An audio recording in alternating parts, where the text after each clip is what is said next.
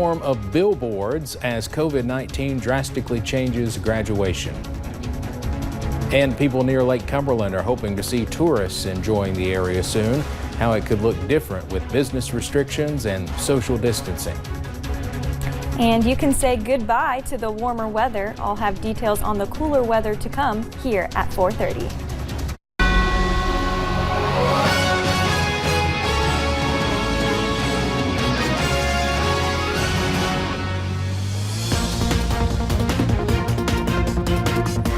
The class of 2020 will have a very different end to their senior year, but schools across the Commonwealth have found unique ways to honor the class. WYMT's Connor James shows us how billboards in Hazard are doing just that. Well, these signs are pretty hard to miss. They're at the main entranceways into how you would get to downtown Hazard, and each of them has all the photos of their graduating seniors on them. Now, the high school worked with Perry Promise to get these billboards put up. Officials with the school say it seemed like an appropriate way to honor their students due to the fact that a lot of them aren't going to be able to have a normal senior year. Now, seniors I talked to said it is going to be a little rough. They won't be able to have a prom, but they are still going to be able to have somewhat of a graduation. It'll be a little different than usual, as seniors will be able to still walk across the stage, but the graduation will be spread throughout the day and follow all social distancing guidelines. Well, you know, just going to Hazard, you grew up in like an environment where you always felt like you were cared about. We know Happy would always have our backs if we needed anything, no matter how old we got. And, you know, just doing stuff like that makes them feel like they really care. Now, Perry Promise also worked with Buckhorn and Perry Central to help them supply banners to honor their seniors as well. I'm in Hazard, Connor James, WYMT Mountain News. Well, we are now 1 week away from some businesses in Kentucky reopening. Those businesses include car dealerships, manufacturing, construction, and pet grooming. But they will need to have the appropriate PPE and social distancing in place. Houses of worship will be able to open on May 20th, and cosmetology services can reopen on the 25th. Governor Beshear has not set a date yet on whether other businesses like restaurants, movie theaters, gyms, daycares, and summer camps can reopen. Testing for COVID-19 is ramping up in Rowan County. St. Clair Healthcare is expanding free drive-through testing services to anyone, even if you aren't showing any symptoms of coronavirus. Tests will be conducted in front of St. Clair and Moorhead and by appointment only. Drive-through testing begins tomorrow at Pikeville Medical Center. The testing will be Tuesday through Friday each week from 8 in the morning until 4 in the afternoon near the former Jerry's restaurant parking area. The hospital will only test up to 70 people each day. Primary care here in Hazard resumed testing this morning. It is open to everyone, symptoms or not. You'll need an insurance card and a photo ID. A lot of people in southern Kentucky are hoping restrictions are lifted just in time to allow for a popular summertime tradition to continue this year. But some are still concerned about the impact of COVID-19 on the Lake Cumberland area. WYMT's Phil Pendleton spoke to officials and marina owners about their plans in the wake of the virus. Memorial Day weekend is just a few weeks away. The big question is, what will the lake look like amid a coronavirus pandemic? And then, of course, our retail store and the marina itself, you know, I understand we're going to get to come back on that on the 20th, the week of the 20th. That reopening falls just days before the start of the busy summer boating season, but restaurants are not included in that. Hoping to encourage the governor to put that in his phase one plan, because restaurants are key for Lake Cumberland. Some argue the lake could be the perfect place to get away and isolate, given how families can social distance on their own boats. Right now, officials are wanting to see what restrictions can be lifted in June. There is an opportunity to come down with your family and social distance, that's for sure. If, in fact, on the 25th that we get to increase the crowds from less than 10 to over 10. Some believe the lake could have one of the better summers, but some fear that too many restrictions could prove disastrous. It's not going to be one of the better years, I'm afraid, but people are going to get out. They just got to remember what has happened.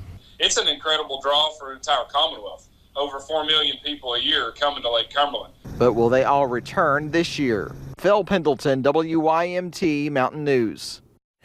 Somerset's mayor says he sent a letter to Governor Beshear asking for restaurants to be put in phase 1, but he says he has not heard back yet.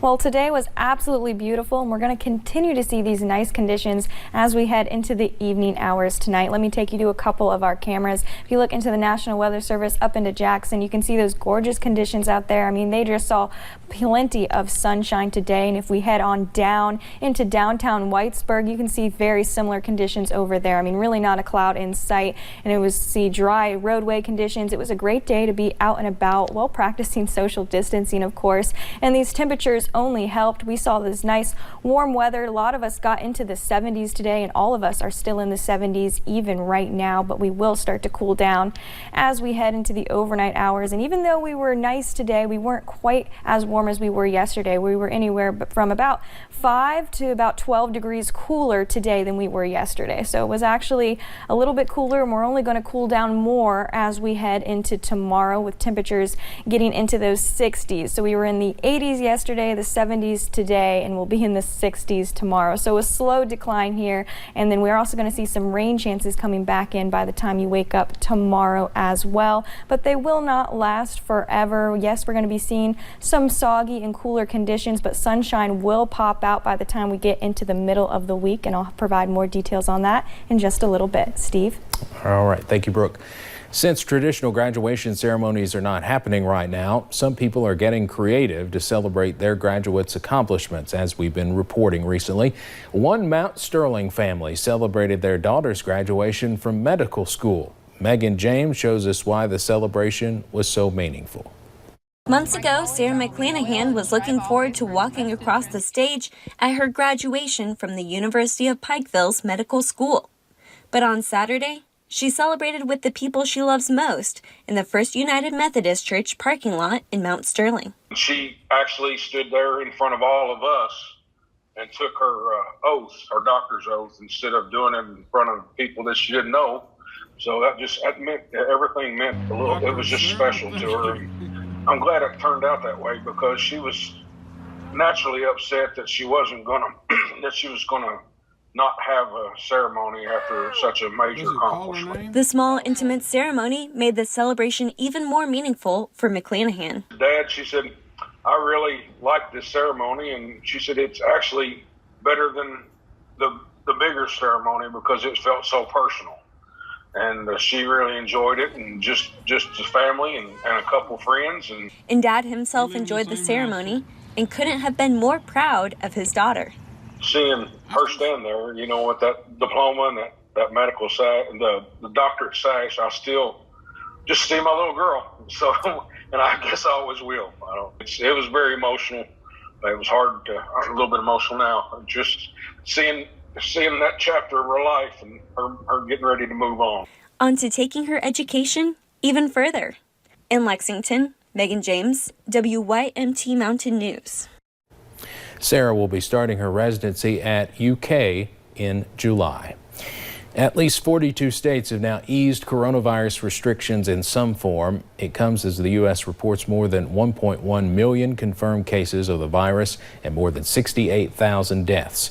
Over the weekend, crowds defied social distancing guidelines in some areas to enjoy the nice weather. President Trump is revising his estimated number of U.S. coronavirus deaths, saying now up to 100,000 Americans could lose their lives. Meanwhile, CBS News obtained a U.S. intelligence bulletin that suggests the Chinese government intentionally concealed the severity of the outbreak while the country stockpiled medical supplies. President Trump has also expressed optimism a vaccine against the coronavirus could be available by the end of the year, even though health experts say there is no guarantee since clinical trials are ongoing. Maybe it's going to be a vaccine, or maybe it's going to be that this virus will pass. It will go. House members are continuing to stay away from D.C. Senators returned to Capitol Hill for the first time in nearly 6 weeks, trying to stay safe. While doing it, on Tuesday, President Trump will visit a facility in Arizona producing critical medical equipment for frontline workers.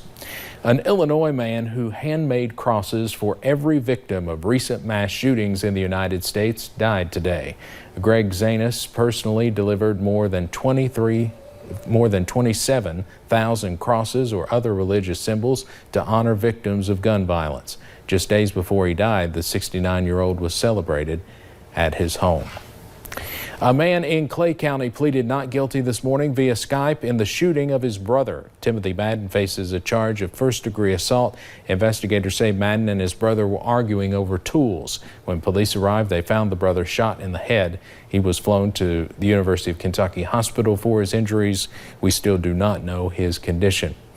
One man is dead following an ATV crash last night in Pikeville. Police say it appears the ATV left Blackberry Road, hit a guardrail, and flipped into a creek. 2 people were thrown off. The passenger, 40-year-old Chris Fields of Ransom, died at the hospital. A man is charged with attempted murder following what police say started as a fit of road rage. Williamsburg police arrested 70-year-old Jerry Melton yesterday. They say he shot at a semi on I-75. Police found 2 bullets in the cab of the truck. No one was hurt. Coming up on Mountain News at 4:30, figuring out how to pay for college is tough right now. After weather, some tips for talking to your teen. And soggy weather returns for your Tuesday, but how long till that sunshine comes back out? I'll have that answer coming up.